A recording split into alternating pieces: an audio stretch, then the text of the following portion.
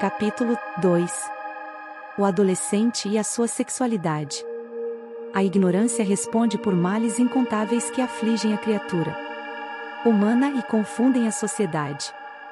Igualmente perversa é a informação equivocada, destituída de fundamentos éticos e carente de estrutura de lógica. Na adolescência, o despertar da sexualidade é como o romper de um dique, no qual se encontram represadas forças incomensuráveis que se atiram, desordenadas, produzindo danos e prejuízos em relação a tudo quanto encontram pela frente. No passado, o tema era tabu, que a ignorância e a hipocrisia preferiam esconder, numa acomodação na qual a aparência deveria ser preservada, embora a conduta moral muitas vezes se encontrasse distante do que era apresentado. Estabelecera-se, subrepticiamente, que o imoral era a sociedade tomar conhecimento do fato servil e não o praticá-lo às ocultas. À medida que os conceitos se atualizaram, libertando-se dos preconceitos perniciosos, ocorreu o desastre da libertinagem, sem que houvesse mediado um período de amadurecimento emocional entre o proibido e o liberado, o que era considerado vergonhoso e sujo e o que é biológico e normal. Evidentemente, após um largo período de proibição, imposta pela hegemonia do pensamento religioso arbitrário, ao ser ultrapassado pelo imperativo do progresso, surgiriam a busca pelo desenfreado gozo a qualquer preço e a entrega aos apetites sexuais, como se a existência terrena se resumisse unicamente nos jogos e nas conquistas da sensualidade, terminando pelo tombo nas excentricidades, nos comportamentos patológicos e promíscuos do abuso. A sociedade contemporânea encontra-se em grave momento de conduta em relação ao sexo, particularmente na adolescência. Superada a ignorância do passado, contempla, assustada, os desastres morais do presente, sofrendo terríveis incertezas acerca do futuro. A orientação sexual sadia é a única alternativa para o equilíbrio na adolescência, como base de segurança para toda a reencarnação. A questão, faça-se justiça, tem sido muito debatida, porém as soluções ainda não se fizeram satisfatórias.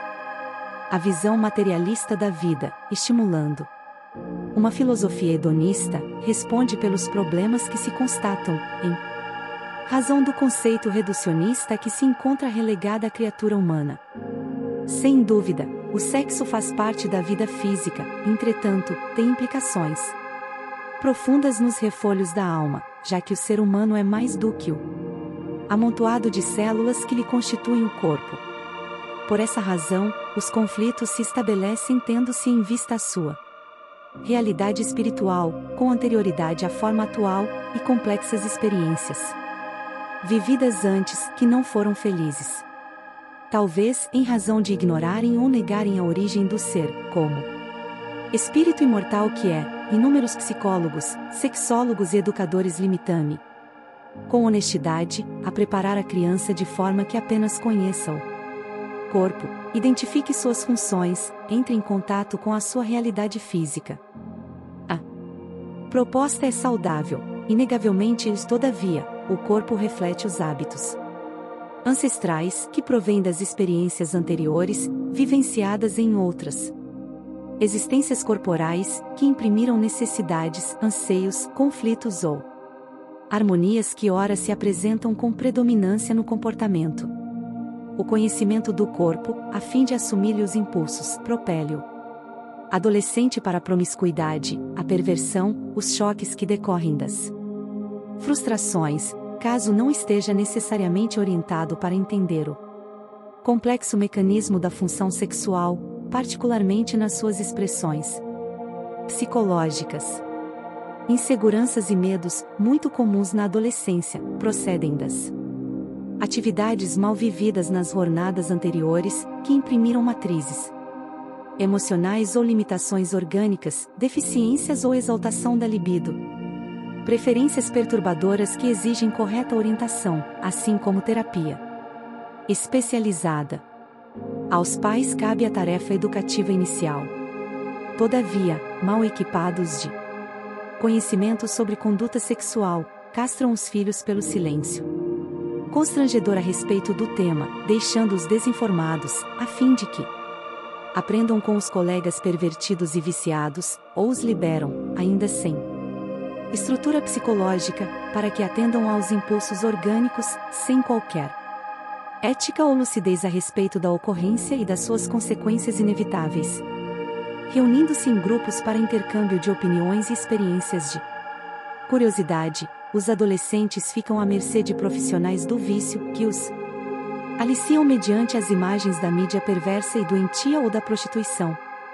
Hoje disfarçada de intercâmbio descompromissado, para atender aqueles impulsos orgânicos ou de viciação mental, em relacionamentos rápidos quão insatisfatórios. Quando se pretende transferir para a escola a responsabilidade da educação sexual, corre-se o risco, que deverá ser calculado, de o assunto ser apresentado com leveza, irresponsabilidade e perturbação do próprio educador, que vive conflitivamente o desafio, sem que o haja solucionado nele próprio de maneira correta. Anedotário chulo, palavreado impróprio, exibição de aberrações. Normalmente são utilizados como temas para as aulas de sexo, a desserviço da orientação salutar, mas aturdindo os adolescentes tímidos e inseguros e tornando cínicos aqueles mais audaciosos. A questão da sexualidade merece tratamento especializado, conforme o exige a própria vida. O ser humano não é somente um animal sexual, mas também racional, que desperta para o comando dos instintos sob o amparo da consciência. Todos os seus atos merecem consideração, face aos efeitos que os sucedem. No que diz respeito ao sexo, este requer o mesmo tratamento e dignificação que são dispensados aos demais órgãos, com o agravante de ser o aparelho reprodutor, que possui uma alta e expressiva carga emocional. Desse modo requisitando maior soma de responsabilidade, assim como de higiene e respeito moral. O controle mental, a disciplina moral, os hábitos saudáveis no preenchimento das horas, o trabalho normal, a oração ungida de amor e de entrega a Deus, constituem metodologia correta para a travessia da adolescência e o despertar da idade da razão com maturidade e equilíbrio. O sexo orientado repousa e se estimula na hora do amor, que lhe deve constituir o guia seguro para equacionar todos os problemas que surgem e preservá-lo dos abusos que alucinam.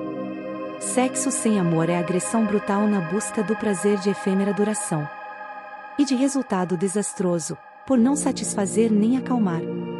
Quanto mais seja usado em mecanismo de desesperação ou fuga, menos tranquilidade proporciona, tendo-se em vista a permuta de hormônios e o fenômeno biológico procriativo. O sexo deve receber orientação digna e natural, sem exagero de qualquer natureza ou limitação absurda, igualmente desastrosa.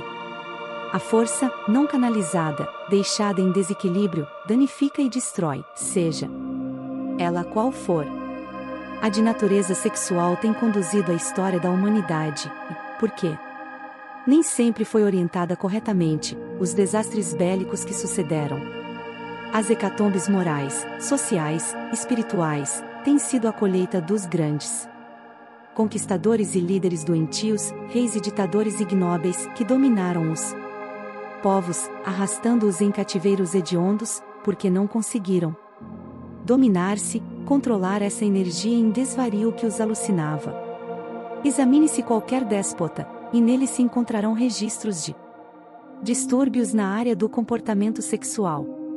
Desse modo, na fase da irrupção da adolescência e dos órgãos secundários, impõe-se o dever de completar-se a orientação do sexo que deve ser iniciada na infância, de forma que o jovem se dê conta que o mesmo existe em função da vida e não está como instrumento dele. Capítulo 3. O adolescente e o seu projeto de vida. A partir de Freud, o conceito de sexo sofreu uma quase radical transformação. O eminente pai da psicanálise procurou demonstrar que a sexualidade é algo maior do que se lhe atribuía até então, quando reduzida somente a função sexual. Ficou estabelecido que a mesma tem muito mais a ver com o indivíduo no seu conjunto, do que específica e unicamente com o órgão genital, exercendo uma forte influência na personalidade do ser. Naturalmente, houve excesso na proposta em pauta, nos seus primórdios, chegando-se mesmo ao radicalismo, que pretendia ser a vida uma função totalmente sexual, portanto, perturbadora e conflitiva. Sempre se teve como fundamental que a vida sexual tinha origem na puberdade, no entanto, sempre também se constataram casos de manifestações prematuras do sexo, em razão do amadurecimento precoce das glândulas genésicas. A Freud coube a tarefa desafiadora de demonstrar a diferença existente entre a glândula genital, responsável pela função procriadora, e a de natureza sexual, que se encontra íncita na criança desde o seu nascimento, experimentando as naturais transformações que culminariam na sexualidade do ser adulto. Ainda, para Freud, a função de natureza sexual é resultado da aglutinação de diversos instintos, heranças naturais do trânsito do ser pelas fases primárias da vida, nas quais houve predominância da natureza animal. Portanto, instintiva, que se vão transformando, organizando e completando-se, até alcançarem o momento da reprodução, igualmente ligada àquele período inicial da evolução dos seres na Terra. No transcurso desse desenvolvimento dos denominados instintos parciais, muitos fatores ocorrem naturalmente, sendo asfixiados, transferidos, psicologicamente alterados, dando nascimento a inúmeros conflitos da personalidade. A personalidade, desse modo, é o resultado de todas essas alterações que sucedem nas faixas primeiras da vida e que são modificadas, transformadas e orientadas de forma a construir o ser equilibrado. Trata-se, portanto, de uma força interior que se desenvolve no ser humano e quase o domina por inteiro, estabelecendo normas de conduta e de atividade, que o fazem feliz ou desventurado, saudável ou enfermo. Para entender esse mecanismo é indispensável remontar às reencarnações anteriores por onde deambulou o espírito, que se torna herdeiro do patrimônio das suas ações, ora atuantes, como desejos, tendências, manifestações sexuais impulsivas ou controladas. Houvesse, o eminente vienense, recuado à ancestralidade do ser imortal, superando o preconceito que lhe hipertrofiava a visão científica, reduzindo-a apenas a matéria, e teria conseguido equacionar de forma mais segura os problemas do sexo e da sexualidade. Não obstante, essa força poderosa é que, de certa forma, influencia a vida, no campo das sensações, levando a resultados emocionais que se estabelecem no psiquismo e comandam a existência humana que é, mal orientada, pouco difere da animal. É nesse período, na adolescência, que se determinam os programas, os projetos de vida que se tornarão realidade, ou não, de acordo com o estado emocional do jovem. Convencionou-se que esses programas existenciais devem ser estruturados na visão ainda imediatista, isto é, no amealhar de uma fortuna, no desfrutar do conforto material, no adquirir bens, no ter segurança no trabalho, na liberalidade afetiva, no prazer. Muitos programas têm sido estabelecidos dentro desses limites, que pareceram dar certo no passado, mas frustraram pessoas que se estiolaram na amargura, no desconforto moral, na ansiedade mal contida.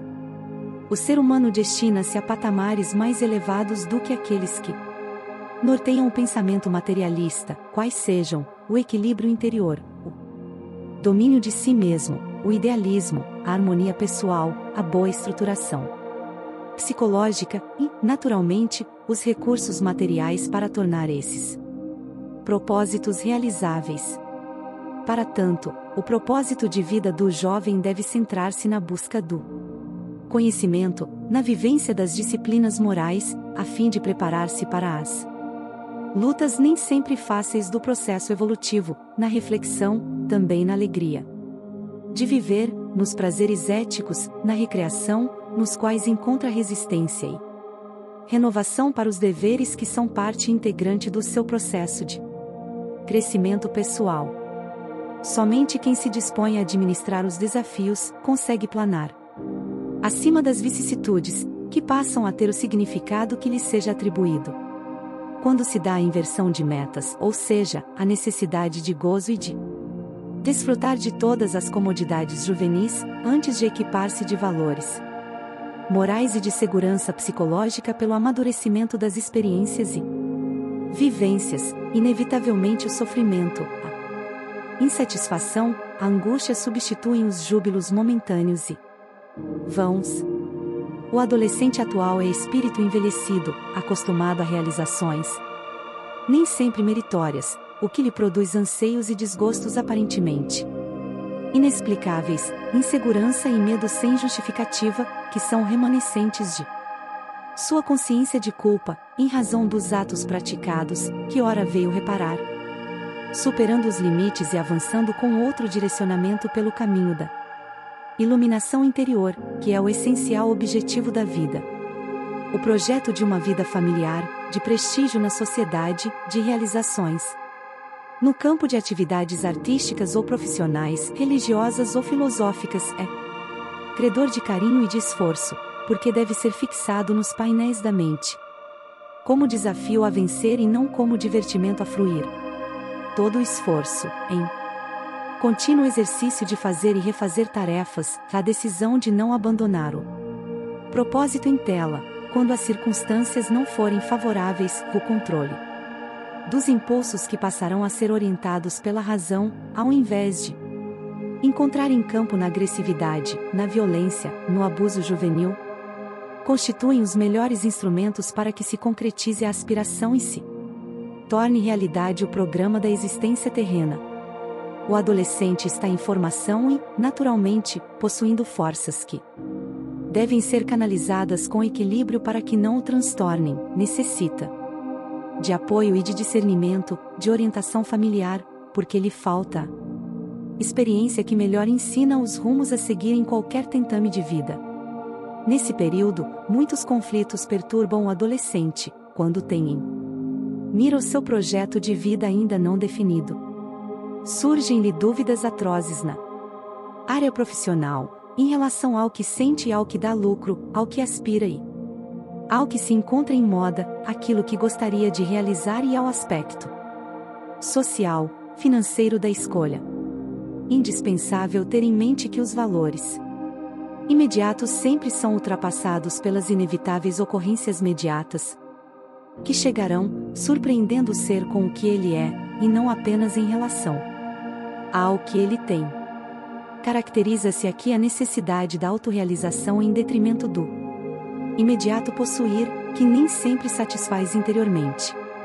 Há muitas pessoas que têm tudo quanto a vida oferece aos triunfadores materiais, e, no entanto, não se encontram de bem com elas mesmas. Outros sim, possuem tesouros que trocariam pela saúde e dispõem de haveres que doariam para fruírem de paz, desfilam nos carros de ouro dos aplausos e prefeririam as caminhadas afetivas entre carinho e segurança emocional. Desse modo, o projeto existencial do adolescente não pode prescindir da visão espiritual da vida, da realidade transpessoal dele mesmo, das aspirações do nobre, do bom e do belo, que serão as realizações permanentes no seu interior, direcionando-lhe os passos para a felicidade. Os haveres chegam e partem, são adquiridos ou perdidos, porém, o que se é, permanece como diretriz de segurança e mecanismo de paz que nada consegue perturbar ou modificar. Para esse cometimento, a boa orientação sexual faz-se indispensável na fase de afirmação da personalidade do adolescente, como ocorre nos mais diferentes períodos da vida física.